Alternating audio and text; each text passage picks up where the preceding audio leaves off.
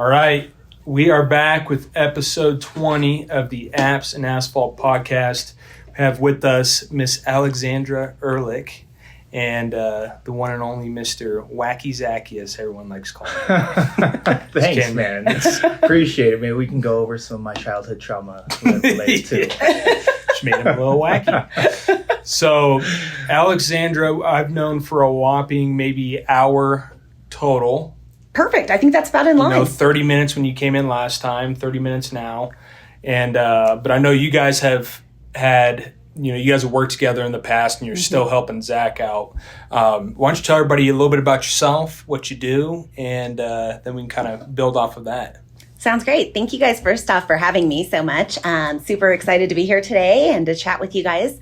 So my name's Alexandra Erlich, and I'm your ally in mastering strategies for conquering the credit game.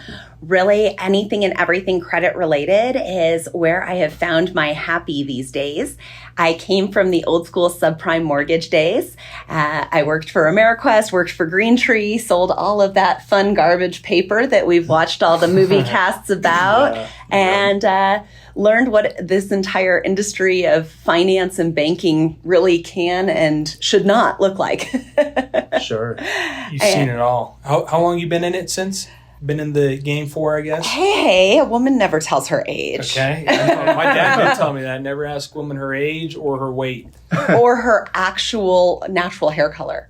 Oh, I've done that a lot, actually. Okay. I'm striking out. Yeah. That's good. Three for three. We're learning. We're learning today. I mean, I think I'd rather probably tell you my clothing size than my age, but that's okay. Fair enough. Suffice it to say, over 20 years. This is really all I've ever done. Nice. Okay. Awesome. So. And then how did you guys connect, or how long you guys been working together for? We connected through a banker that I was doing business with, so a mutual party, and she was basically just like, hey, I've kind of talked about my story too. I have an early bankruptcy in my early 20s, which is well over 10 years ago now. And, that stuff is still coming up from time to time, or it was at least.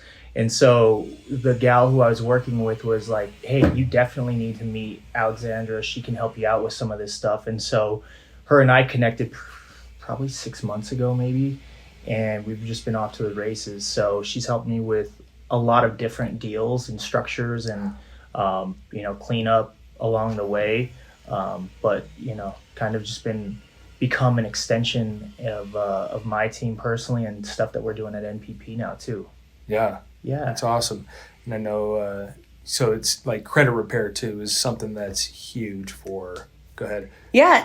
I mean, I think that overall, we don't really get taught about credit in school these days. We don't get taught about it at the dinner table. It's not considered polite conversation. Mm-hmm. And so we learn through trial and error, just like we do for many things in business. We learn by falling and failing. I can speak to my own story that I went through a bankruptcy pre-08 when everything was hunky-dory, I thought, in the mortgage world. And I owned almost $5 million in property at the time. You really? Yeah. All single family homes? All single family. Wow, and here's the kicker. I was doing model leasebacks. So this was like supposed to be the safest of the safe investment.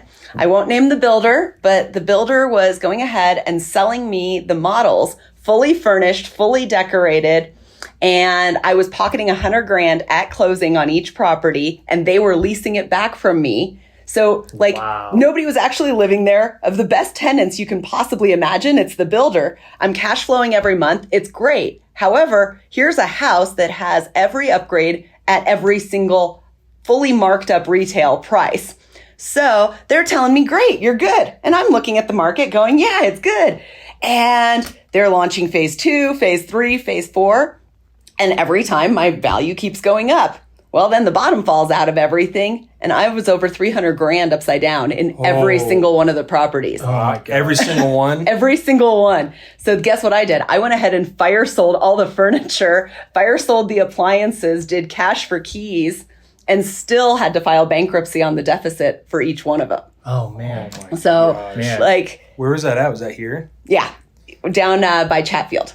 Wow. Res. Holy cow. Wow. Okay, well, that's a pretty deep hole you got yourself in there. But and it's also, I didn't know what to do with the money. I was like, sweet, okay, I've got all this cash. I'm going to play. And I did. I played super hard because back then we didn't really have social media in the same way we do now. Yeah. So nobody got to see just how hard I played. But that's probably... Thank God, probably a good thing. Huh? Children, when you watch this 10 years from now, mommy was not that stupid. Wow. But like, we can leverage and we can do all these stupid things. We just have to find the balance. I think that that's a main portion to business that we don't talk about. We talk about like, how do we get the money? How do we get to the next level? How do we do these things? And how do we enjoy what we're doing? Like, we have the why. Great. I've got the shiny car. I've got the shiny house. I've got the shiny husband. No, I got rid of that problem. But like, we have the shiny and we don't balance out. What do we do on the rainy day? Exactly. No, that's really well said. And it's, you gotta have some balance in there for sure. It sounds like you know how to enjoy both. I try. Yeah, and it's all learning lessons. Like you said, you would have never known because that was probably your first taste of real money coming in. I mean, I don't know you that well, but I could imagine from the story, that was probably you making that much money and cash flowing that much is like, holy crap. You almost don't know what to do with yourself at that point in time, and so you do what you know best, and let the debauchery, as Zach likes using, come out. I heard I've been using that in the wrong context. Yeah, by the way, we actually learned. Your wife told me. Yeah. Okay, I don't want to know why his wife is talking to you about debauchery. Well. Okay, I have this thing every once in a while. You'll probably go back and find them on episodes, and you're probably like, oh, that sounded really smart. It's actually just me, like, latching on to a specific word at the time, and I, like, kind of just flow with it. And I'm like, oh, I don't know if that was a word or if that actually fit in the right context or not. But, I felt it. I said it. I just went with it. Yeah. I like Bottom it. line, he was explaining to her that we had a good time at a trade show because it was my birthday. So we went out and had a couple of drinks, and he said, sorry, I get your husband into debauchery or something. Well, my wife looked up the definition of that, and it's not anything I should have been doing. So, as a married man, correct. As a happily married man. Yeah, as a happily married man. Oh, my God. So the debauchery. Good thing she knows me and was like, Z, you've probably been using this in the wrong context for a while. And I'm like, yep. Reel it back just a little bit. So how do, a big part of why we launched this podcast is because we want to give the listeners information on whatever stage they're on. Typically these guys are going to be the owner operators. They're starting, we call them like level 1 or level 2 contractors, and we want to give them kind of the keys to the castle on stuff to look out for. And I think using credit, business credit, leveraging credit lines to fund equipment, to fund offices, etc., can be very useful. Do you have any insight that you can give some of these guys just from like a basic level of how they can start leveraging credit for their business if they're not? Absolutely. The very first thing I'm going to say is this. Make sure that you understand the distinction between personal and business. There's a fine line. And there's going to be a time in whether it's seasonally speaking, because all of our industries have seasons. We have weather, we have seasons, we have all kinds of reasons that things are going to take highs and lows. So no matter what reason, need to be able to balance out what's personal and what's business and know what the underwriters are going to look at. So when we have to make a late payment, I recommend that everyone have a spreadsheet. And this is going to sound lame. I know, I get it. We all hate Excel. If you want to do this on a piece of paper, on a piece of graph paper, go for it and grab out a highlighter and do it. Yeah. What I want you to have is 3 things. Column number 1 or page number 1, tab number 1, whatever you want to call it, based on your own tech level or happy, is everything that doesn't show up anywhere. So what doesn't show up anywhere? Your cell phone doesn't show up anywhere. Your gym membership doesn't show up anywhere. Your cable bill doesn't show up anywhere. At the end of the day, your bar tab doesn't show up anywhere. So whatever doesn't show up anywhere that is part of your overall monthly or regular bills or expenses, I want on one sheet. So when you have that month that you're in crisis mode, that you're barely squeaking by, those are the bills that you go late on. Anything that doesn't show up, that's where you have all the wiggle room in the world.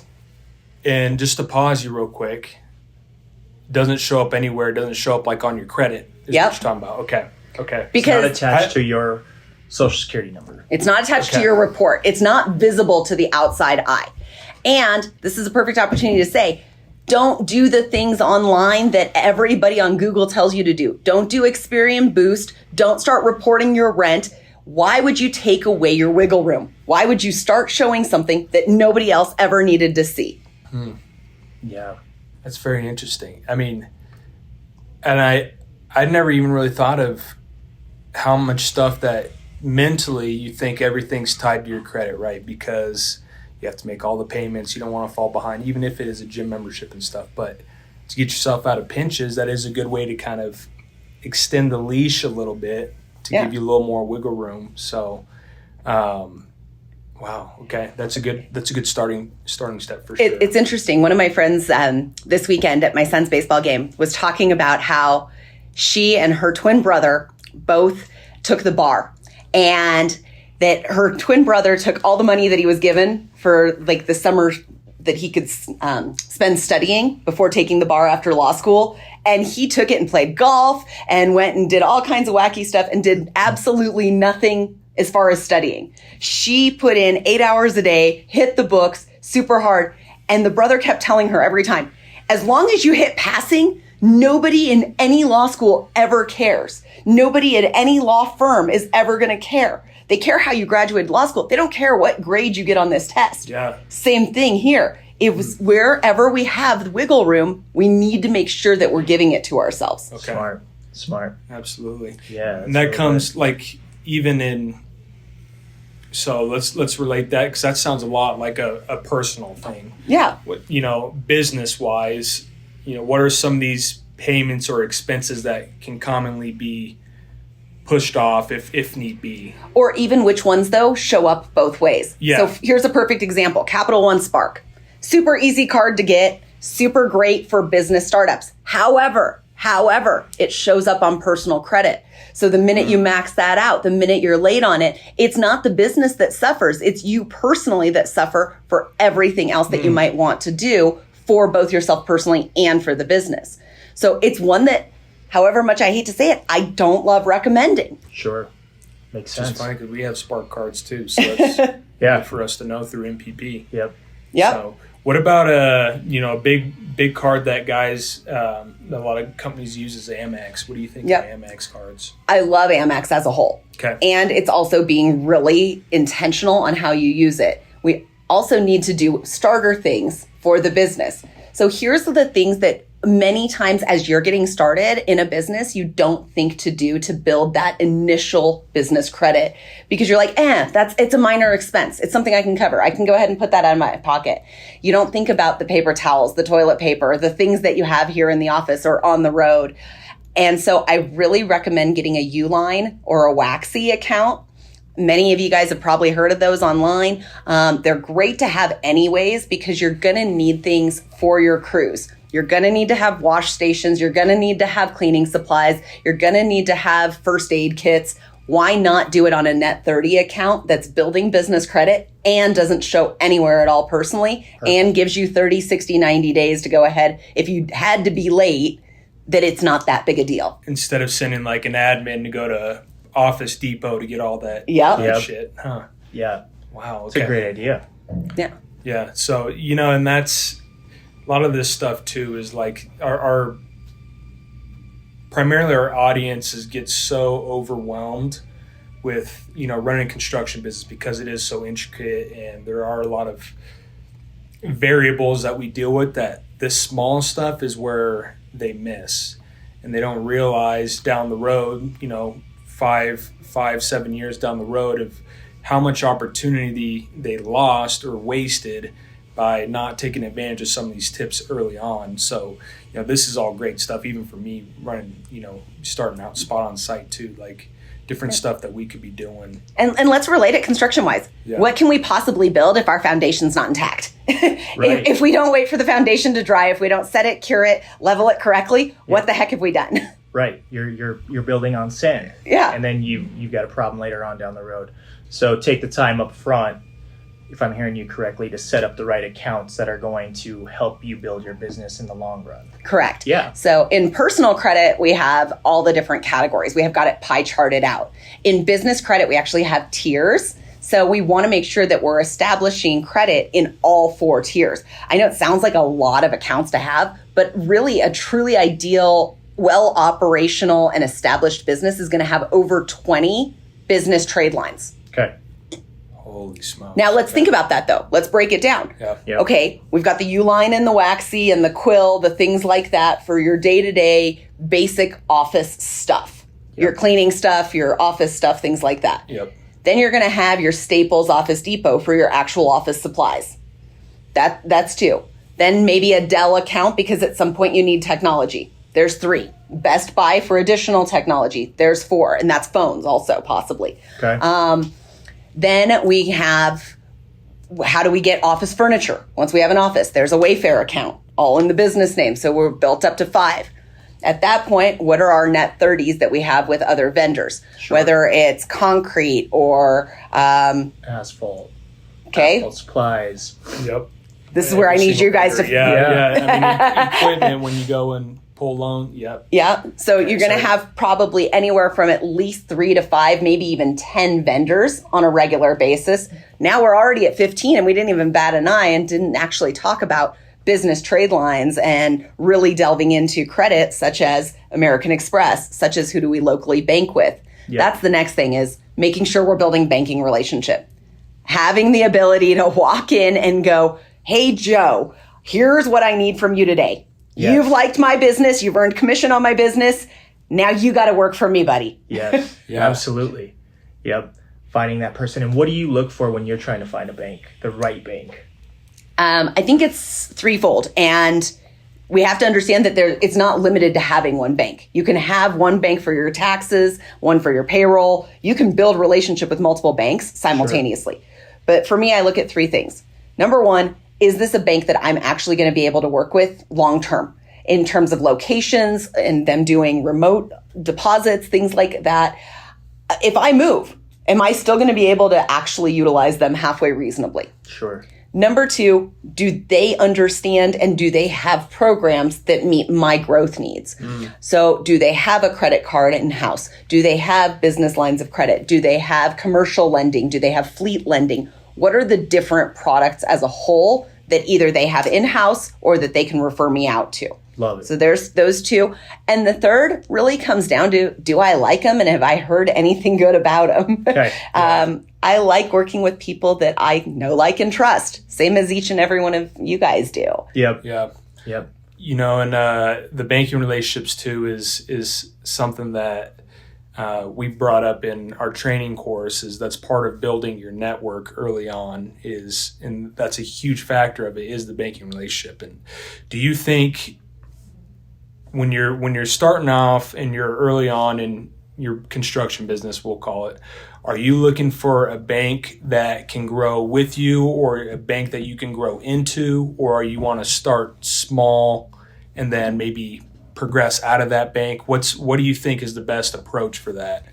I think the initial bank should always be one that you'll have in your back pocket. You don't ever look to grow out of. You look to possibly sideline as no longer being your primary. Sure. We've got one of those. And I'd even say that in a sense about just real estate and finances as a whole. Looking back in hindsight, I wish I would have kept some of the properties that I'd touched on and that I'd done flips with and things like that as just that little backup plan. Here's my little insurance policy. I know it's not something I love or need, but if I'm not going to really gain anything by walking away, maybe I shouldn't walk away from it. Sure. Yeah. Okay. That makes sense. So then the next part is looking at that initial relationship. Do they at that time have a risk tolerance for my industry? I think that a lot of banks have gotten jaded by certain industries, and we want to be really cognizant of that as we're building business credit. What is our NCIS code, and how are we specifically classifying our business? Is that considered high risk, low risk within both the economy as well as within that specific financial institution? I know for me, I don't ever want to work with an institution that only deals with one thing. I'm not going to say that this is bad, but let's talk about it for just a second. What happened with Silicon Valley Bank? Yep. They were 100% all in tech. Yeah. All they did, they had no diversity. It was straight tech. So what happens when our tech industry, as a result of crypto, as a result of the economy as a whole, now has issues? The bank has issues. Yep. I don't want to be in that boat. Yep. You mentioned something, the NCIS, and you mentioned a bank that is diverse but also understands your industry. So talk to me, what's an NCIS number or code? What is that? It's your industry code that talks about what do you do. Okay. So whenever you're filling things out paperwork-wise for any type of lending purpose, you're going to be looking at what is your coding or what is your industry type. Okay. Certain industry types are going to be considered more high risk versus others. So a startup in construction may be totally fine, but a startup in a very specialized level of construction that only works with this one brand new compound material that maybe has never been tested or regulated based on altitude or temperature variance may be considered more risky. Gotcha. Did that kind of speak to your guys' world a little bit? Yep, okay. It does. Yep. And if I'm not mistaken, I thought I learned at one point in time, that's how, because when you establish an NCIS code, and correct me if I'm way off, you establish that you are expected to have, that's how they track like your expenses and stuff. So you're, based on your industry, you're supposed to have a certain percentage of your expenses going towards, for construction would be like equipment, would be less on like the software side. So your NCIS code is what leads like to audits. if you go exceed that, because it kind of triggers a red flag, doesn't it? It does. Now, I will do my little disclaimer. Genius. I am not a certified tax professional. Any tax advice I give you, verify with a certified tax professional before taking to be fact.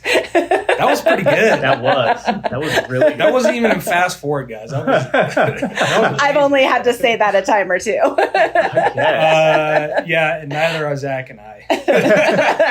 I mean, I know enough about taxes to be dangerous, just like both of you gentlemen do. Yep. And that's an area where I am perfectly happy to say I never got my specialty and I don't want to. No, I don't blame you. Yeah. Okay. Of all the people we mess with, that is not one of them. Yeah, but especially when you brought up the codes, but you also said something earlier too, talking about risk and risk management. And I was listening to a YouTube video on this company called Procore, who's, they're huge in the software space and software industry, especially construction. And they help a lot of these companies, like big construction companies like Turner Construction, with their risk management side. But there's risk management in different aspects of business, like finding the banks. And so explain a little bit more on like the risk management and how you can mitigate risk through like certain banks. And Absolutely. So let's even take that back a step though, is how many of you are aware that we're a number? We're nothing more than a number, whether it's our social security number, our driver's license number, our contractor ID number, our bonding number, and then our credit score number, our business credit score number, our coding number. All we are is a number. So if we can look at everything that we do when it comes to both risk strategy, but also risk management, as how is the paper and the computer reading me and interpreting me, that solves 90% of it. Yeah. If we take all the logic out of it and go, what is the computer seeing? Can I fit myself into the computer box, even if on every principle, every actual day-to-day level, I'm not in that box? I've won the game. Because everything now is so much more automated, and it just instantly filters you in and out of. Yeah. So going back to how do we make sure that we maintain? Okay. We're going to have that spreadsheet. We're going to put down every single thing that we don't need to worry about on a day-to-day basis. Because cool, if we go late, we go late. We're going to pay fees. We're going to pay costs. You guys, that's the cost of life. Yep. We're going to pay fees for something in life, no matter what it is. What's the adage? Dating before marriage is just the cost of getting there. That's pretty good. That is good. Yeah. Okay. I can see that. That's it though. So everything's going to have a cost. Yeah.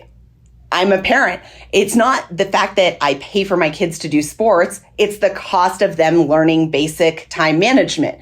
It's not the cost of the sport. It's not the cost of my daughter getting her nails done or her hair done. It's the value of her having self-esteem and knowing how to budget for these things later. How do we translate that same verbiage to actually make it more applicable? Yeah. Wow. Okay. It's really good. Very really well good said. Insight. So the second spreadsheet that we're going to have, the second chunk in this, is everything that shows up on our personal credit. So every single thing that shows up on our personal credit. And I recommend at least twice a year, pull a copy of your report, simply know what's there. Anything that is still in an open status is going to be much harder to fix because it's something that's open and has the computerized tech potential of rear reporting. And I know you can speak to that one, like where, okay, do we balance it out? Do we close it? What do we do to play with it most efficiently to make it go away? Right. I mean, I wish that credit was as simple as the Italian mafia. Great, let's put some concrete boots on, throw it in the river and call it gone. But it doesn't work that way. It doesn't. Even when you think it's gone, it's like, surprise, I'm back. Yeah. To a degree. So I think that's a great starting point for our guys, especially like personally, and then a little bit especially on understanding how to use and leverage credit lines. I want to ask you, so we talked about kind of the banking situation.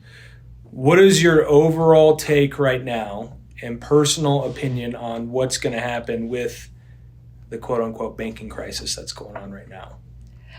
I think we're going to see a really bizarre tightening in certain areas and loosening in others. So as business owners, I would highly recommend looking up, and I don't often recommend Googling, but I would suggest in this type of a situation, talking to industry peers and seeing, is our industry considered high risk? Is it moving into a high risk section? If it is there any opportunity to actually have 2, 3, 4, 5 different businesses with different business coding to be able to have at least one of those divisions be low risk? Okay. So potentially for you gentlemen, is it the consulting side of what you do and the educational side that is considered completely low risk and recession proof, whereas possibly paving in itself may not be? Sure. Yeah. Sure. Which is an interesting, because for us, like 2020, recession that time, that was honestly like construction's best year, especially for the maintenance side of the work that we do. Everyone's parking lots were empty, so we can go in and get them fixed and repaired. People still had that capital expenditure money that they had to go spend. But it's, new construction, new development might take a hit. So what you're saying still is to kind of diversify yourself and be prepared with different avenues and ventures that you can jump into personally that could help you float in case things do get weird in your industry. And having more than one business is never a bad thing. If we had known, if each and every one of us at 18 had known, if I have all of the tools to build my credit out perfectly, how many of us would have walked away with $100,000, $200,000, $300,000 in credit lines that we could have now built all these businesses off of? Mm-hmm. If at 18, I would have known not to get in over my head and spend the money on Vegas vacations and playing craps and, traveling and whatever else, if I would have known to put it all away and tax shelter it and put it in a trust, I'd be sitting in a slightly different position right now. But you don't know what you don't know. And that's, until you most need to know. Until you most need to know, then you're like, oh shit, I did it all wrong. So yeah, and like Dave Ramsey, I want to hear your opinion on it because, Dave Ramsey, I think he's very much an advocate for,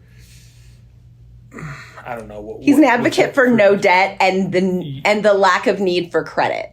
Yes, which I agree. There's consumer debt, consumer credit, like what you talked about, your craps and your Vegas trips. But, I think that still scares people away from using and leveraging credit and debt in their businesses and in, their investments like real estate and stuff. Everyone's like, I want to buy this thing cash. You bought your car cash, and now you're like, oh shit, I wish I probably didn't do that. One of them I did, and the other one I didn't use any money on, and I'm already immensely happier without putting any money down than I am buying something cash. So and I think that's so crucial. That let's get real.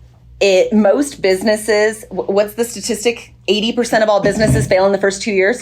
Something like that. It's high. Okay. And of those same 80% of businesses that fail in the first 2 years, they have on average, I think it's right at about $250,000 in debt, whether it's startup costs or initial personal investment, whatever else. So if we say it's $250,000 that 80% of all out of 100, 80 out of 100 businesses fail on, wouldn't you rather have that $250,000 be something you can file a business bankruptcy on and walk away from without compromising your children, compromising your spouse, compromising your personal world in any way, shape, or form?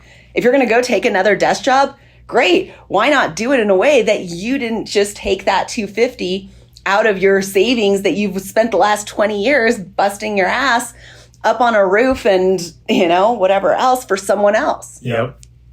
100%. Well said. Let that money sit. You've already done the backbreaking work for it. Yep. So instead, put yourself through brain damage, creating business leverage. And if the business is going to fail, let the business fail independently of yourself. The business failing is not a reflection of your personal net worth. It's not a reflection of your personal integrity or who and what you are as a human being.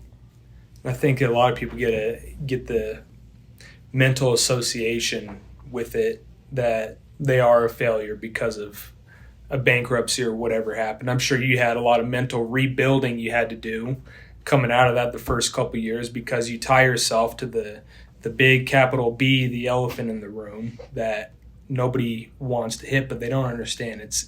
It's much better, like you said, to use and lose on someone else's money than your own actual money. It's way easier to spend money than it is to make it if you're if you just like a salary employee or a regular 9-to-5 guy. But it's so much quicker to just get off with your loss, dissolve the entity and then move on from it by using just the credit.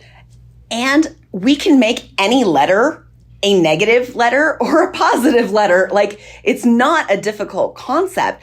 Let's go through that. Let's think about that. Bankruptcy is considered horrible. Divorce is considered horrible. There's all these things in our society today. They're like, wow, you went through that? That's bad.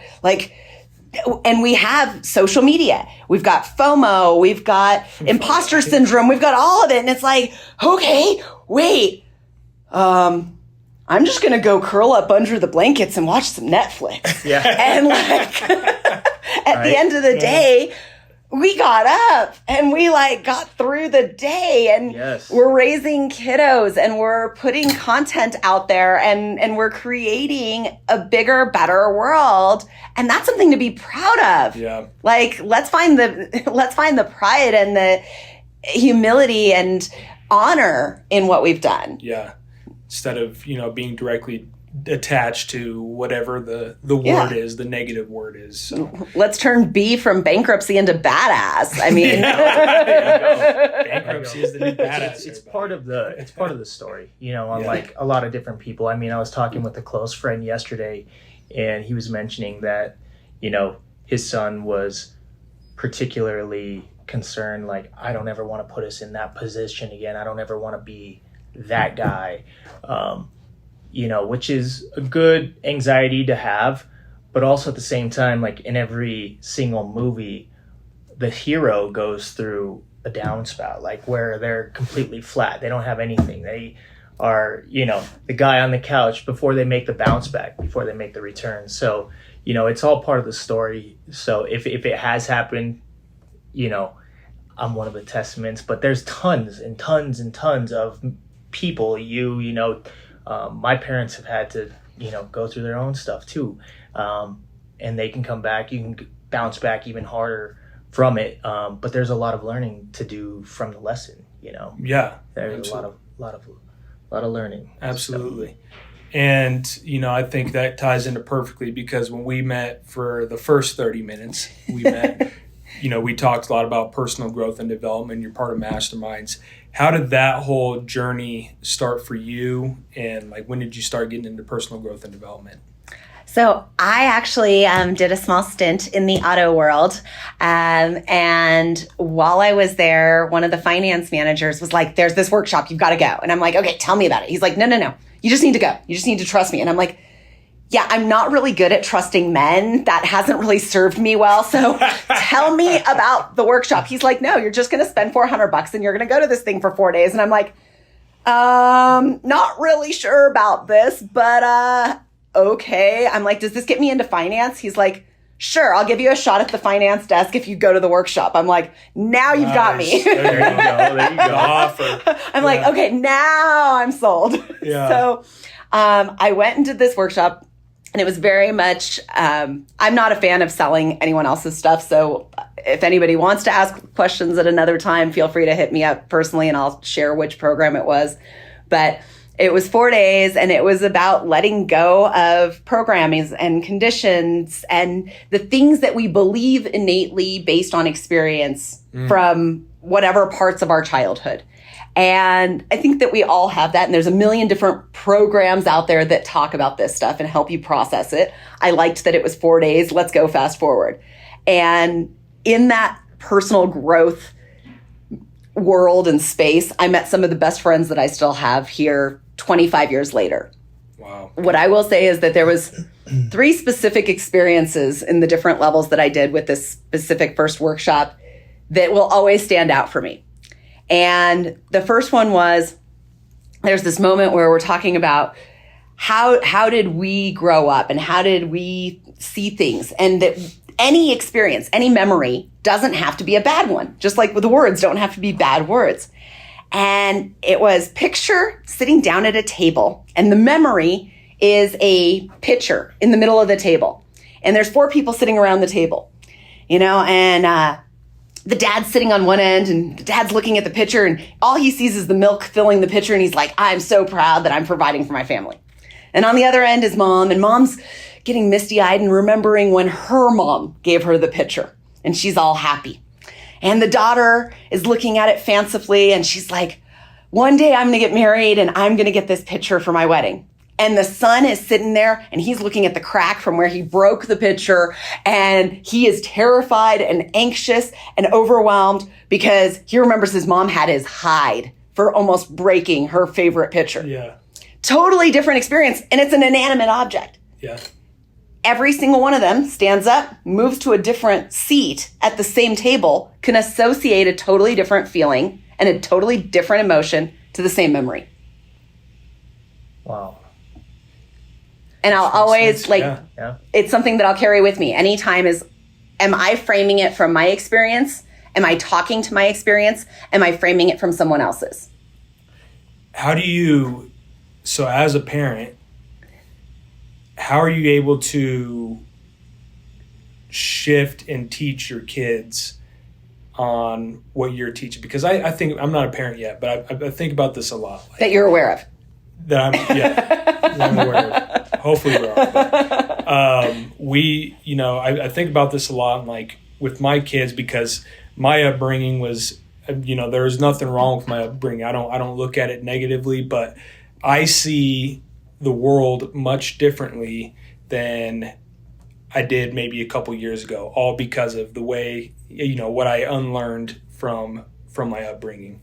And so I always sit there and think about like, okay, how am I going to be with my kids? How do I teach them to think, what I think is what I think, even the right way to think? How do you decipher what you want to teach to like your kids, or how do you like approach that with them and their experiences? And it's interesting that you asked that, because it's very similar to the way that I approach talking to business owners. It's very similar to the way that I engage in my actual day-to-day world. Okay.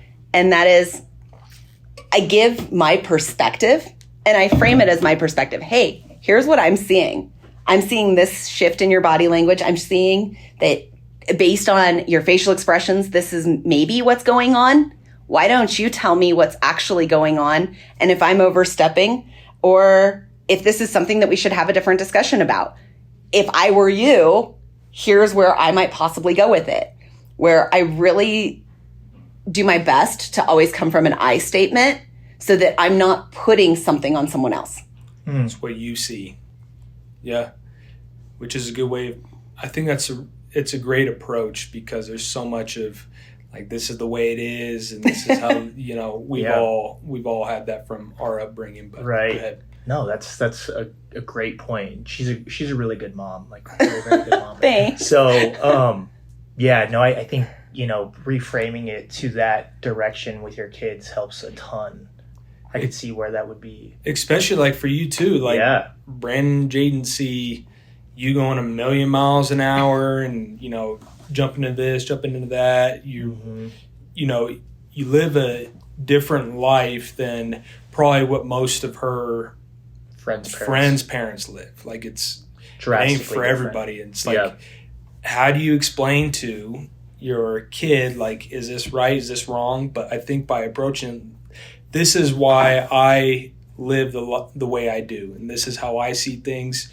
You will learn on your own. And a lot of these experiences are all going to be learning trials. And that's part of what you have to like let go. I'm sure as a parent is like, you can give them all the guidance in the world, but they still have to go through the hard on their own, because that's what's going to make them strong and resilient later on. Well, my favorite mastermind that I'm part of right now is all about core values. And my core values don't change whether it's business or whether it's at home. My kids know my core values. My clients know my core values, and those do not change.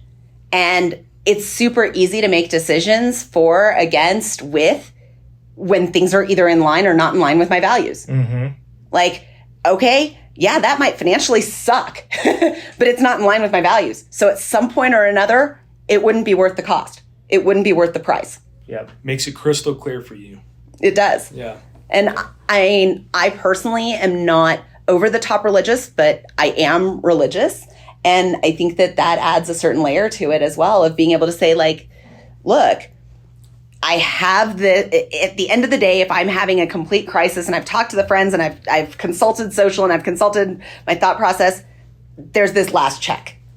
There's this last proof measure. Proof measure, okay. I like the way you put that. So going back, I know we kind of digressed off that, but I thought that was all valuable. So you went to that workshop. It was 25 years ago. Then what happened? So there was a second story I'm going to share from that same workshop, though. And this was like a second level of it, or third. And I went. And you guys will probably find the humor in this, because this is a woman's way of thinking. Okay. And there's a facilitator and a trainer, and we go outside. There's a group of 30 women, and there's a horse in this corral. And they're like, okay, here's what we're going to do today. We're going to make the horse walk in a circle. And I'm like, first thing that crosses my mind, there's got to be a way. What's the angle? What's the way to do this? So I'm going to go last, so that I know the angle and I know the trick to making this work.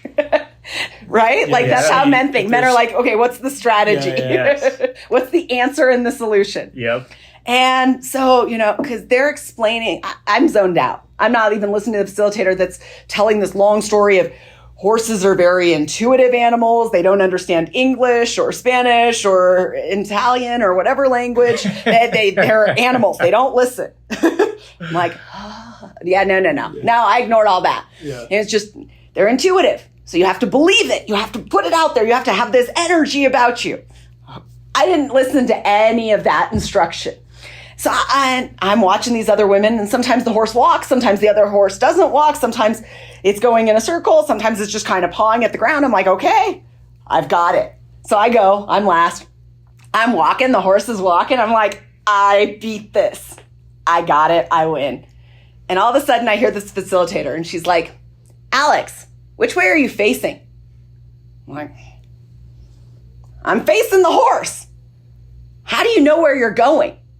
I don't know. She's like, so is it more important that you know that the horse is following you, or that you know where you're leading? Where else does this show up in your life? And I'm like, Like, got no answer for you. Yeah, that is a Wow. stump you. It was a true mic drop before mic drops were a thing moment. Yeah. Wow. So she's like, try it again. I'm walking. She's like, you didn't even realize you turned around, did you? I look at my feet. I look at the horse. I'm like, nope.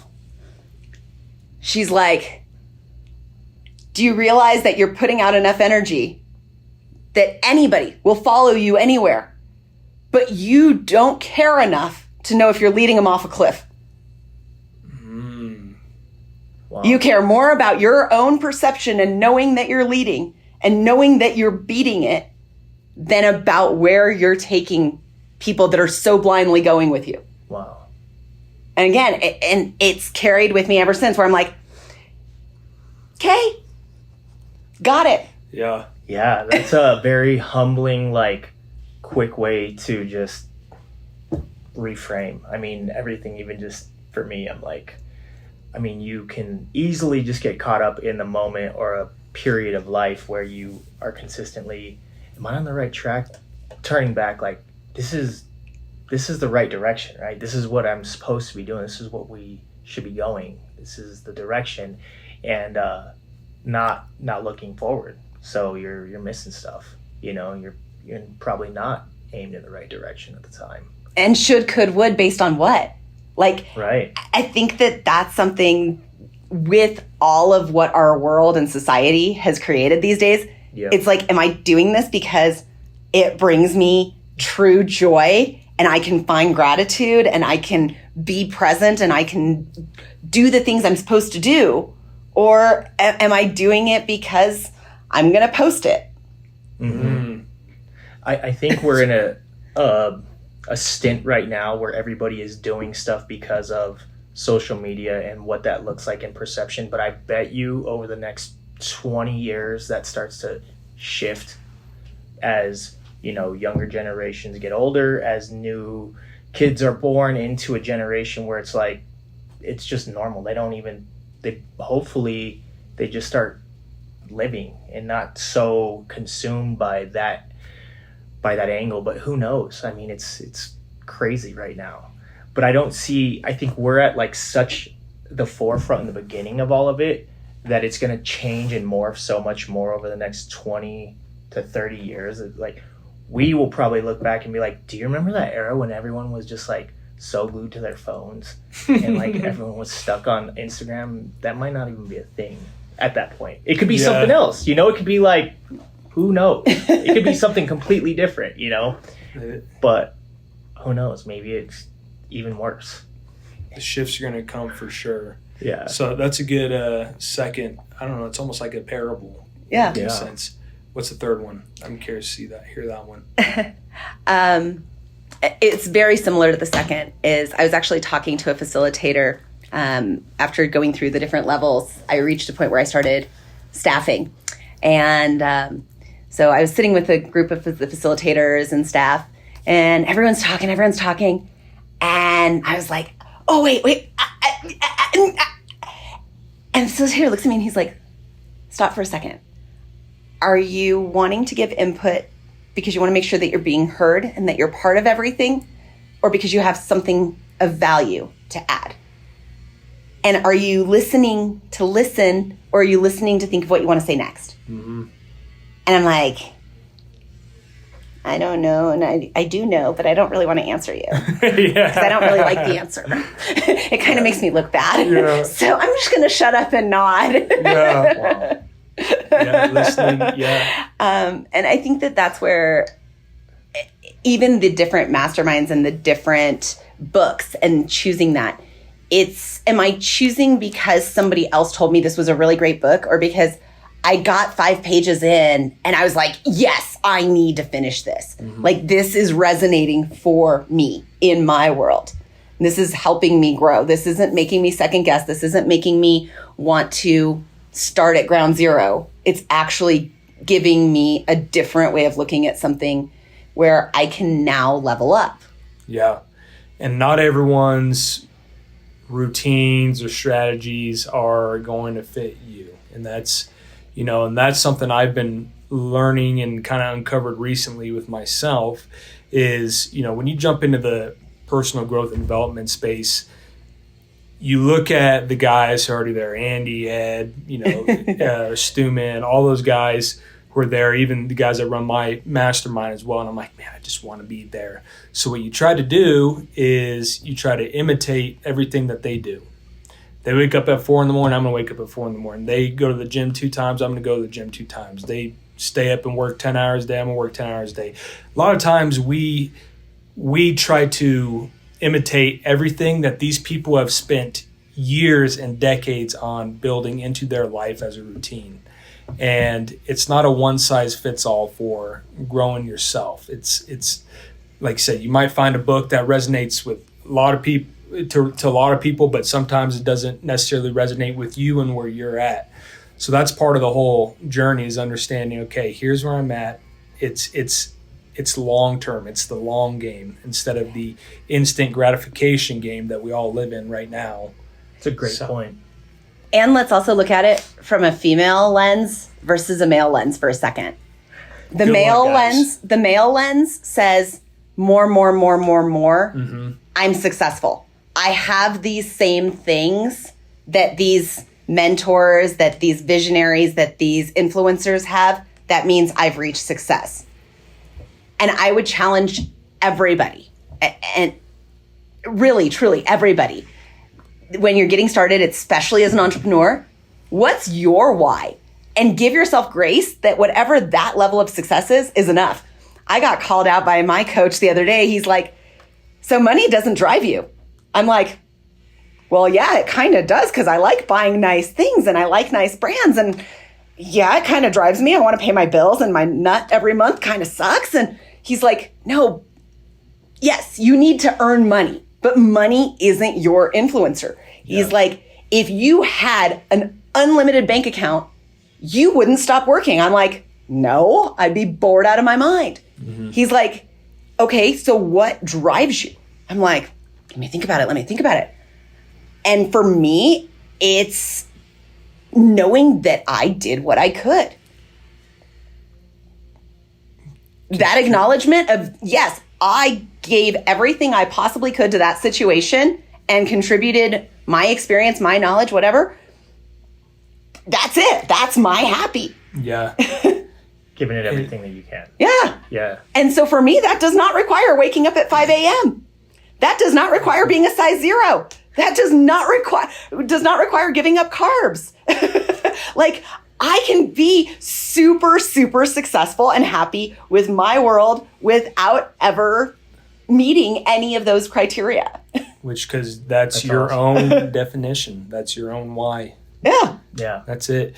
And you hear, especially like on the monetary aspect of it, I think money is a huge driver for a lot of people, but you think it is until, like you said, you get to that point, and then you think, once I get the money, once I get the cars, once I get the house, it's going to be it. That's when I think you have to search for your true fulfillment. What's actually going to keep you going and moving forward, and that's your why.